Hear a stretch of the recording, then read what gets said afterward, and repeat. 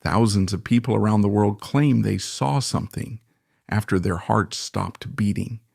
A light at the end of the tunnel, encounters with deceased loved ones, a feeling of unconditional love, or on the contrary, fear and emptiness. In this video, you'll hear real stories from people who experience clinical death and discover what they saw on the other side of life. Get ready. Some of these accounts might change the way you think about death forever. First story, in hell.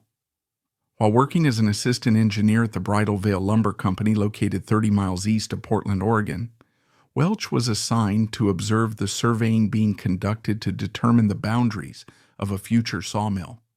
He was stationed on scaffolding built across the dam, 55 feet above the water. Later, he recounted the following story. I went out onto the scaffolding to realign some logs that had fallen sideways and weren't moving up the conveyor. Suddenly, I slipped on the scaffolding and fell between the beams into the water reservoir, which was about 10 feet deep. The engineer sitting in the locomotive cab, used for unloading logs into the pond, saw me fall. I struck my head on the first crossbeam 30 feet down, then hit another one, before finally plunging into the water and disappearing from sight. At that time, about 70 people were working in and around the mill. Operations were halted, and according to their testimonies, everyone available was sent to search for my body. The search lasted between 45 minutes to an hour until I was eventually found by MJ. I was dead, as far as this world is concerned, but I was alive in another world. In that world, time did not exist. I found myself standing on the shore of a vast ocean of fire. It turned out to be exactly what the Bible describes in Revelation 21:8, the lake which burns with fire and brimstone. It was a sight more terrifying than any human being can imagine, a vision of the final judgment. I remembered it more clearly than anything else I've ever experienced in my life. Every detail of every event I witnessed during that hour, I was no longer part of this world. I stood some distance away from the burning, bubbling, and roaring mass of blue flames. As far as I could see, there was nothing but this lake. No one was in it, and neither was I. Then I saw people whom I knew had died when I was about 13 years old. One of them was a boy I went to school with who had died of mouth cancer, which began from an infected tooth when he was still very young. He was 2 years older than me. We recognized each other, though we didn't speak. These people seemed bewildered and deep in thought, as though they couldn't believe what they were seeing. Their expressions were somewhere between confusion and embarrassment.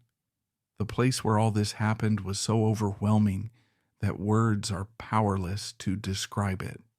There is no way to explain it, except to say we were eyewitnesses of the final judgment. There was no escape, no way out, not even a sliver of hope. It was a prison from which no one could free themselves except by divine intervention. I clearly told myself, if I had known about this place before, I would have done anything, whatever was required to avoid ending up here. But I had never imagined such a thing. As these thoughts crossed my mind, I saw another man walking past us. I recognized him immediately. His face was authoritative, kind, and full of compassion. Calm and fearless, the master of everything he saw. It was Jesus himself. A great hope ignited in me, and I realized that this great and wonderful man was coming into this prison of destruction for me, for a soul condemned by judgment, to resolve my fate.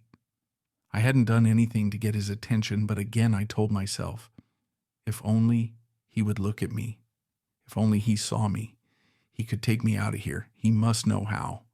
He walked by, and it seemed as though he hadn't noticed me, but just before he disappeared from sight, he turned his head and looked straight at me. That was all. His gaze was enough.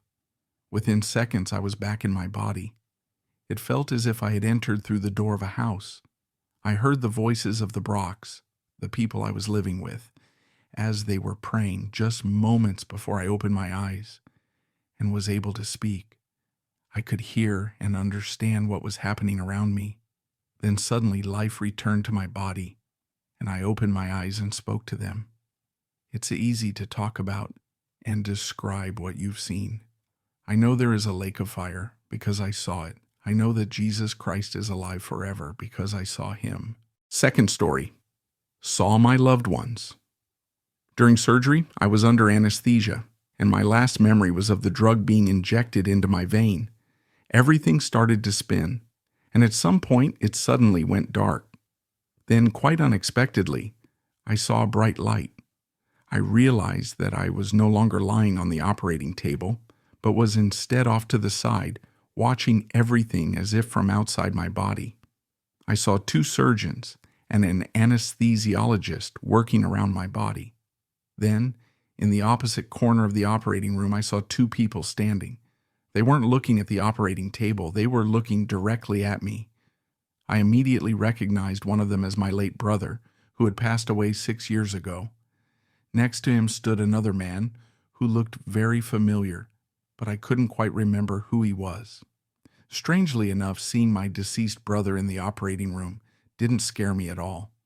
We were standing at a distance from each other, but we could see and hear each other perfectly well. I asked him, "Liam, who is the man standing next to you?" My brother replied, "Don't you recognize your great-grandfather? That's Henry." I want to clarify that in life my great-grandfather and my brother had never met. He died before either of us was born. Turning to my great-grandfather, I said, "I'm so happy to see you. How are you doing? How is everything with you?" He smiled and replied, "I'm doing well, but it's not your time yet. You need to go back to your daughter." As soon as he said that, both of them suddenly vanished, and I felt myself starting to fall, descending into some kind of void. Then everything went dark again, and after some time I felt intense pain throughout my body. I opened my eyes and saw the doctor's smiling face. He said, "We barely brought you back from the other side." Third story, what could happen to anyone? My name is Mateo, and I'm someone who once died. Not metaphorically, I truly died. My heart stopped, my breathing ceased. The doctors recorded clinical death. The time my body was officially dead lasted just 3 minutes. But what I experienced during those minutes was enough to fill an entire lifetime. It all started out so ordinary. I was on my way to work as usual, running a bit late, morning stress, lack of sleep, coffee on an empty stomach. I started to feel faint on the subway, a sharp pain in my chest like someone was squeezing my heart with an iron hand. My vision blurred. I collapsed. Later, I was told that the man standing next to me, a former paramedic, began chest compressions until the ambulance arrived. But my heart had already stopped. I was gone, but I didn't disappear. When it began, I felt my consciousness detach from my body. There was no pain, no fear, just a strange silence as if the whole world had exhaled. I saw myself from above. My body was lying on the floor. People were rushing around. Someone was calling for help. Someone else was recording on their phone. Reality seemed unreal. I floated about half a meter above it all, feeling light, but also fully aware that this was not a dream. I felt like I had become something more than just a body. I understood everything, instantly, without words. The next thing I felt was movement. I was being drawn into a tunnel, but it wasn't narrow or dark like in the books. It felt more like a path, endlessly long yet warm and peaceful. The light at the end wasn't just light, it was a presence. It was calling to me, not with words, but with feeling, love, acceptance. Everything was forgiven, everything understood. I wasn't walking, I was flying toward it. Along the way, I began to remember, but not in the way we normally remember things. I was reliving everything, holding my father's hand in the hospital, falling in love for the first time, betraying my best friend and never apologizing. It was vivid and sharp, but without judgment. It wasn't a trial. It was understanding of myself, of my soul.